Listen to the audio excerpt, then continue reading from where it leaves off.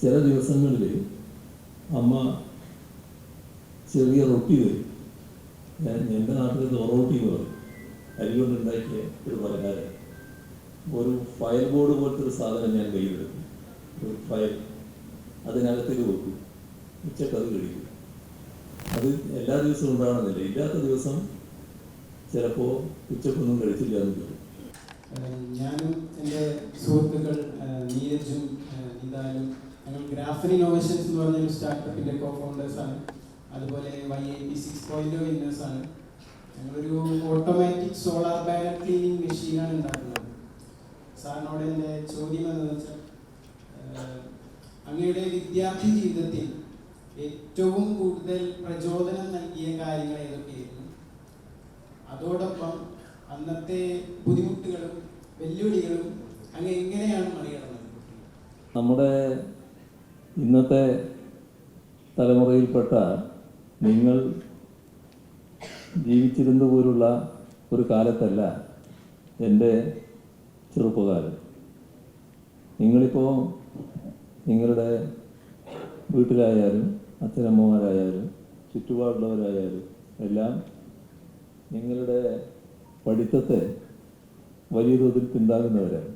എൻ്റെ കൂടെ തന്നെയാണ്. ചിലപ്പോൾ നിങ്ങളെക്കാളും കൂടുതൽ താല്പര്യമെടുത്ത് നിങ്ങളുടെ കൂടെ നിൽക്കുകയായിരിക്കും അച്ഛനും അമ്മയൊക്കെ. അങ്ങനെയാണ് നമ്മുടെ സമൂഹത്തിൻ്റെ ഇന്നത്തെ രീതി. ഇരിക്കും ചോദിച്ചാലിരിക്കും. അപ്പോൾ ഞാൻ പഠിക്കുന്ന കാലത്ത് എൻ്റെ ചുറ്റുപാടും അങ്ങനെ പഠനത്തെ പിന്താങ്ങാൻ പറ്റുന്ന അധികം ആളുകളില്ല. ആ പഴയ തലമുറ എന്ന് പറയുന്നതിൽ ആ തരത്തിൽ വിദ്യാഭ്യാസം ലഭിച്ചവർ തന്നെ വളരെ കുറവാണ്. അപ്പോൾ ഒരു വിദ്യാർത്ഥിക്ക് പഠനത്തിനാവശ്യമായ പിന്തുണ ലഭിക്കുക എന്നുള്ളത് അന്ന് അത്ര പ്രായോഗികമല്ല. അതാണ് ഒരവസ്ഥ. പിന്നെ അങ്ങനെയൊരു വിദ്യാഭ്യാസത്തിൻ്റെതായ പിൻബലമില്ലാത്ത ഒരു കുടുംബത്തിലാണ് ഞാൻ പിറക്കുന്നത്. എൻ്റെ അച്ഛനൊരു ചെത്തുതൊഴിലാളിയാണ്. അമ്മ സാധാരണ വീട്ടു തൊഴിലും പിന്നെ കാർഷിക വൃത്തിയും ഒക്കെ സാധാരണ ഒരു നാടൻ സ്ത്രീ. അപ്പോൾ ഇങ്ങനെയുള്ളൊരു സാധാരണ ഒരു കുടുംബം. ഒരു 5ാം തരം പഠനം കഴിഞ്ഞപ്പോൾ ആദ്യത്തെ വെല്ലുവിളി വരികയാണ്. അപ്പോൾ വളരെ വിശദമായി പോടോ പറയണം സാർ, കുട്ടികൾക്ക് കേൾക്കാൻ താല്പര്യമുണ്ട്.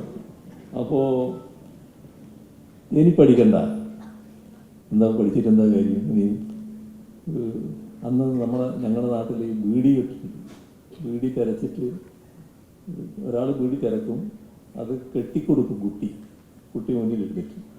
അപ്പോൾ ബീഡി കെട്ടാൻ പോയാൽ മതി എന്നാൽ. അപ്പോൾ എന്നെ പഠിപ്പിച്ച സ്കൂളിലെ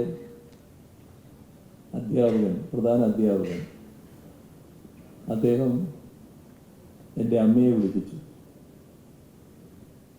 ഈ കുട്ടി തുറന്ന് പഠിക്കണം കേട്ടോ, പഠിക്കുന്നിടത്തും വരെ പഠിക്കണം, അതുകൊണ്ട് തുറന്ന് പഠിപ്പിക്കണം എന്ന് പറഞ്ഞു. എന്നാലും മറ്റേ സമ്മർദ്ദത്തിനാണ് കൂടുതൽ പ്രാധാന്യം കിട്ടിയത്. അപ്പോൾ ഒരു അകന്ന ബന്ധുവായ ഒരാളുടെ അടുത്ത് ചെന്നു. അയാളൊരു കൂലിപ്പണിക്കാരനുണ്ട്, ഇവനെ കൂട്ടണമെന്ന് പറഞ്ഞു. അതിനൊന്നും കൂട്ടാനൊന്നും ആയിട്ടില്ല, അവൻ പഠിക്കട്ടെ എന്ന് പറഞ്ഞ് അയാൾ പറഞ്ഞു. അപ്പം നാട്ടിലേതൊരു പ്രധാനിയായിട്ടുള്ള മറ്റൊരു വീട് തൊഴിലാളിയുണ്ട്. പിന്നെ എൻ്റെ ജീവിതത്തിലെ ഏറ്റവും അടുത്ത സുഹൃത്തായി വന്ന ഒരാളാണ് അയാൾ, രക്ഷിതാവിനെ പോലെ. അപ്പം അദ്ദേഹത്തിൻ്റെ അടുത്ത് ചെന്നപ്പോൾ പറഞ്ഞു, അവനൊന്നും ഇപ്പം ജോലിക്കൊന്നും പോകണ്ട, പണിക്കൊന്നും പോകണ്ട, ഇവിടെ പഠിക്കട്ടെ എന്ന് പറഞ്ഞു. അപ്പോൾ പിന്നെ അമ്മ പഠിപ്പിക്കാൻ തീരുമാനിച്ചു. അങ്ങനെ UP സ്കൂളിലായപ്പോൾ അവിടെ എൻ്റെ ഒരു മലയാളം അധ്യാപകനുണ്ടായിരുന്നു. ഞാൻ പലപ്പോഴും പറഞ്ഞിട്ടുള്ളൊരു കഥയാണത്. ഒരു മുൻഷി എന്നാണ് ഞങ്ങൾ വിളിക്കുക. ഈ വിദ്വാൻ വി ശങ്കരൻ എന്ന് പറഞ്ഞു. അദ്ദേഹം എന്നെ ഒരു ദിവസം വിളിച്ചിട്ട് ചോദിച്ചു, നിൻ്റെ നക്ഷത്രം എന്താണെന്ന് ചോദിച്ചു. നക്ഷത്രം പറഞ്ഞു. ഇതായിരിക്കില്ല കേട്ടോ, എൻ്റെ അമ്മയോട് വരാൻ പറഞ്ഞു. അങ്ങനെ അപ്പം മുൻഷി അമ്മയെ വിളിച്ചു എന്ന് പറഞ്ഞാൽ നിന്റെ നാട്ടിലൊരു വാർത്തയാണ്. അതൊരു സംഭവമായിട്ട് മാറി. അങ്ങനെ അവിടെ അമ്മയിരുന്നു. അപ്പോൾ ചോദിച്ചു ഏതാ പ്രസവ സമയമായിരുന്നു. അന്നൊന്നും കൃത്യമായിട്ട് എഴുതി വെക്കുന്ന സമയമില്ല. അപ്പോൾ ഉച്ച കഴിഞ്ഞിട്ടാണ്. അപ്പോൾ അദ്ദേഹം പിന്നെ ജ്യോതിഷ പണ്ഡിതരാണ്. അദ്ദേഹം പറഞ്ഞു, ഈ നിങ്ങളീ പറയുന്നതല്ല നക്ഷത്രം, മറ്റൊരു നക്ഷത്രമാണ്. അന്ന് ഇന്ന സമയത്തേക്ക് നക്ഷത്രം കഴിഞ്ഞു, അടുത്ത നക്ഷത്രം ഇന്ന സമയത്ത് ആരംഭിക്കുകയാണ്. ഞാൻ എഴുത്തരായി എൻ്റെ ജാതകം എൻ്റെ ഒരു ജാതകം എഴുതി അമ്മയുടെ കയ്യിൽ കൊടുത്തു. പിന്നീട് എന്നിട്ട് പറഞ്ഞു, ഇവൻ എവിടെയാണോ തോക്കുന്നത് അവിടെ നിങ്ങൾ നിർത്തിക്കോ, അതേവരെ പഠിപ്പിക്കണം. ആ വാക്ക് എനിക്ക് തരണമെന്ന് പറഞ്ഞു. യഥാർത്ഥത്തിൽ അതാണ് എൻ്റെ തുടർ പഠനത്തിന് ഇടയാക്കിയത്. അപ്പോൾ അന്ന് UP സ്കൂളിൽ ESLC എക്സാമിനേഷൻ ആദ്യത്തെ പൊതുപരീക്ഷയാണ്. ആ ESLC എക്സാമിനേഷൻ ആ സ്കൂളിൽ ഞങ്ങൾ 3 പേര് മാത്രമാണ് പാസ്സായത്. അതിലൊരാൾ ഞാനായിരുന്നു. അപ്പോൾ മറ്റ് പിള്ളേരൊന്നും ഈ പറഞ്ഞ ഒരു വിധുനയും ലഭിക്കാനില്ല കേട്ടോ. ഇതിനിടക്ക് നമ്മൾ സ്വന്തമായി പഠിച്ചു, അങ്ങനെ ഉണ്ടാകുന്ന മാറ്റമാണ്. അപ്പം ഇത്തരം വെല്ലുവിളികൾ നിലനിന്നു. കോളേജ് തുറന്നു പോകുന്നു. ഹൈസ്കൂളിൽ പെർളശ്ശേരി ഹൈസ്കൂളിൽ ചേർന്നു. അവിടുന്ന് പിന്നെ SLC കഴിഞ്ഞതിന് ശേഷം 1 വർഷം ഒഴിവ് വരുന്നു.